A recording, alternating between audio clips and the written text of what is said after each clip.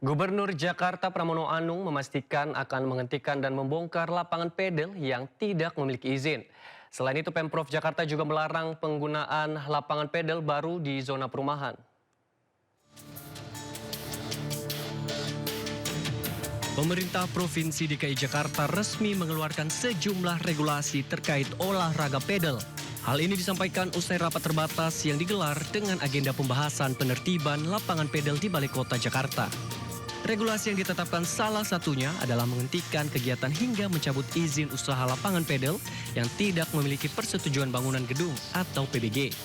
Selain itu, regulasi lainnya adalah larangan pembangunan lapangan pedal baru di zona perumahan. Untuk lapangan padel sudah diputuskan, perizinan baru untuk pembangunan atau lapangan padel tidak diperbolehkan di zona perumahan. Semuanya harus di zona komersial untuk yang baru. Yang berikutnya adalah bangunan atau lapangan padel yang tidak memiliki PBG dilakukan penghentian kegiatan.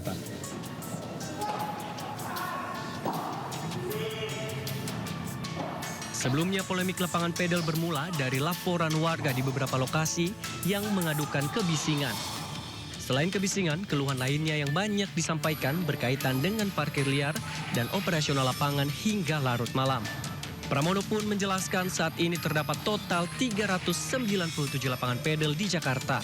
Dan status perizinannya akan didalami oleh Dinas Cipta Karya, Tata Ruang, dan Pertahanan Pemprov DKI Jakarta. Tim Liputan iNews melaporkan. Puluhan jemaah umroh asal kota Kendari terlantar karena pihak travel tidak bertanggung jawab. Diduga uang milik jemaah dipakai pelaku untuk mahar nikah.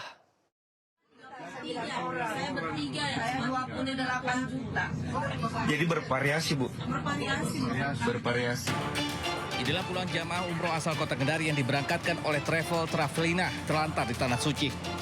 Diduga dana para jamaah ini digunakan pemilik travel untuk uang mahar dan menikah. Usai menjalani prosesi pernikahan, pelaku diamankan di Polresta Kendari. Kita lakukan pembiaran, saatnya kita harus kasih efek jerah agar tidak ada korban-korban lainnya lagi. Minimal yang hari ini kita selesaikan. Hal ini juga terjadi pada jamaah umroh travel Tajuk Ramadan Groove yang meminta uang mereka dikembalikan dan mendatangi Polresta Kendari. Dari 2 kasus yang ditangani petugas naik ke tahap penyidikan dan telah menangkap 2 pemilik travel.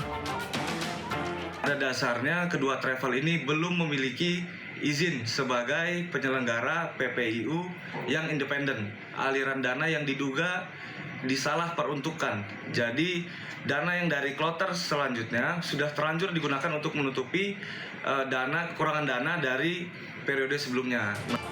Polisi masih mengembangkan kasus dan mengimbau masyarakat untuk lebih berhati-hati memilih travel perjalanan ibadah umroh dengan iming-iming promo murah. Dari Kendari, Sulawesi Tenggara, Mokhtarudin iNews melaporkan.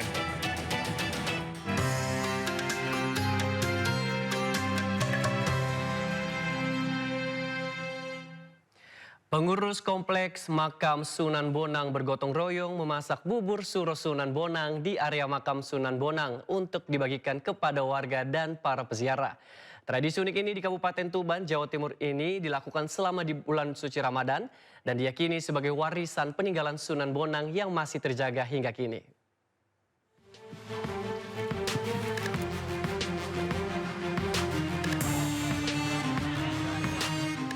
Pengurus Kompleks Makam Sunan Bonang di Kelurahan Kutorejo, Kabupaten Tuban, Jawa Timur, bergotong royong memasak bubur suro Sunan Bonang di area Makam Sunan Bonang untuk dibagikan kepada warga dan peziarah. Bubur suro atau yang lebih dikenal dengan sebutan bubur bonang ini dimasak menggunakan 2 wajan besar. Bahan utamanya terdiri dari beras, santan kelapa, tulang, dan daging sapi, serta racikan bumbu khas perpaduan Jawa dan Timur Tengah. Kaldu dari tulang sapi yang direbus lama memberikan cita rasa yang gurih dan kuat, menyatu dengan aroma rempah-rempah yang menghangatkan. Seluruh proses memasak dilakukan secara tradisional, menggunakan kayu bakar sebagai sumber api. Kegiatan ini telah dilaksanakan secara turun-temurun sejak ratusan tahun lalu. Soal bubur Sunan Bonang itu istilahnya dimulai tahun 1937 yang membuat itu keluarga Al-Hamid, orang dari Jakarta, diserahkan pada orang Tuban untuk melaksanakan bubur tiap-tiap bulan Ramadan. Terus sepengalaman saya yang di bubur itu istilahnya belasnya sampai satu hari 12,5 kilo atau 13 kilo satu hari. Bagi para penikmatnya, bubur suro Sunan Bonang memiliki rasa yang khas, gurih, kaya rempah, dan memberikan sensasi hangat di tubuh. Bubur apa Pak itu? Bubur suro, khas Tuban di makam Sunan Bonang. Adanya setiap bulan Ramadan, mulai awal sampai 1 bulan penuh. Dikasih di untuk rasanya sendiri gimana Pak? Rasanya gurih, mengandung rempah-rempah, dan di bagian itu hangat. Kenapa kok suka itu Pak? Ya sukanya rasanya khas, tidak ada di tempat lain, jarang. Tradisi ini bukan sekedar membagikan makanan, namun juga menjaga warisan nilai gotong royong dan kesederhanaan yang telah hidup ratusan tahun di bumi Ronggolawe, Tuban. Dari Tuban, Jawa Timur, Pipit Wibawanto, iNews melaporkan. Dalam rangka bulan Ramadan, Badan Amil Zakat Nasional atau Basnas DKI Jakarta menggelar program hapus tato gratis bagi masyarakat. Kegiatan ini digelar sebagai bentuk bersihkan diri jadi lebih baik. Warga antusias mengikuti program penghapusan tato yang digelar Badan Amil Zakat Nasional atau Basnas DKI Jakarta di Aula Masjid Sunda Kelapa, Menteng, Jakarta Pusat. Program ini berlangsung hingga hari ini dan hanya sampai pukul 3 sore. Kegiatan ini digelar sebagai bentuk bersihkan diri untuk jadi lebih baik. Seluruh proses hapus tato dilakukan secara gratis juga dilakukan oleh tenaga profesional. Selain jadi bagian upaya sosial dan dakwah, Basnas DKI berharap program ini dapat membantu masyarakat yang ingin memulai lembaran baru.